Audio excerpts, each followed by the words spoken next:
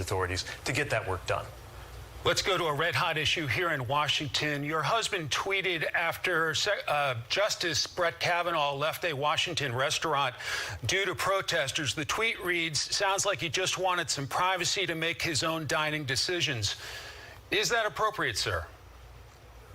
Look, when public officials go into public life, we should expect two things. One, you should always be free from violence, harassment, and intimidation. And two, you're never going to be free from criticism or peaceful protest, people exercising their First Amendment rights. Okay. And that's what happened in this case. Remember, the justice never even came into contact with these protesters, reportedly didn't see or hear them.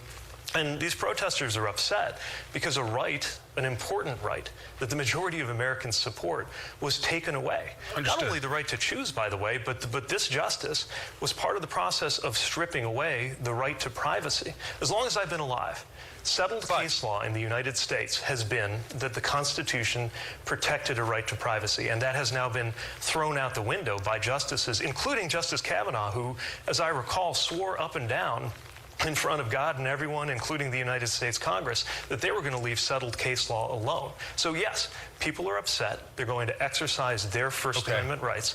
And as long as that's peaceful, that's protected. Compare that, for example, to the reality that as a country, right now, we're reckoning with the fact that a mob summoned by the former president All right, well, let me follow up, Mr. violently Secretary. attacked the United States Capitol for the purpose of overthrowing the election and very nearly succeeded in preventing the peaceful transfer of power. But I think common sense can tell the difference. But as a high-profile public figure, sir, are you comfortable with protesters protesting when you and your husband go to dinner at a restaurant?